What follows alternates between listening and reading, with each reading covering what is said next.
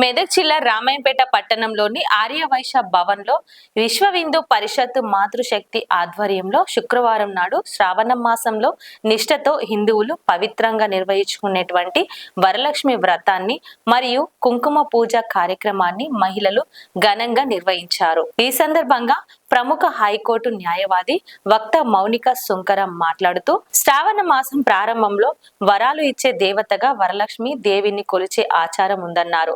వరలక్ష్మి దేవిని పూజిస్తే అష్టలక్ష్ములను పూజించినట్లే సమాజంలో మన కుటుంబం క్షేమంగా ఉండాలని, అష్ట ఐశ్వర్యాలు కలగాలన్నారు. మన యొక్క సంపద పెరగాలని, కీర్తి ప్రతిష్టలు పెరగాలని, సంతోషంగా ఉండాలని ఈ వ్రతాన్ని జరుపుకుంటామన్నారు. ఈ కార్యక్రమంలో ఆర్యవైశ్య సంఘం మహిళలు పెద్ద సంఖ్యలో పాల్గొన్నారు.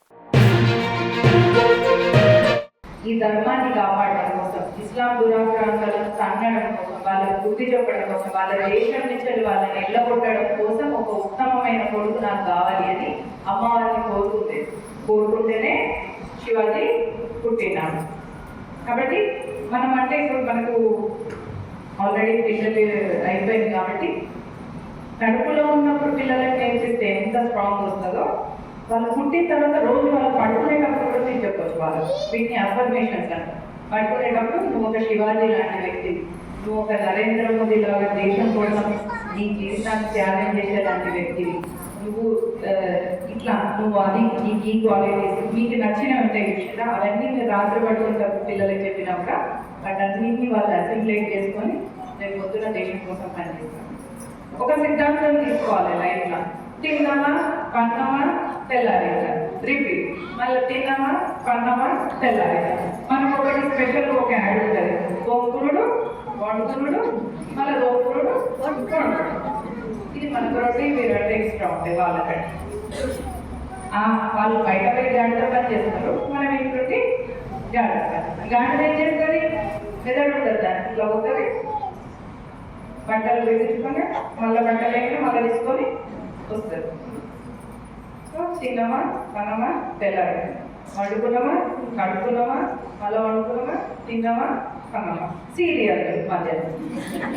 ఇక ఇట్లాంటి జీవితం బతికిందంటే నీకు ఐఫోన్ ఇస్తానట, ఒకడట మీద మనకు ఐఫోన్ కొనిస్తానట, వాడు రేడియో వింటాడట.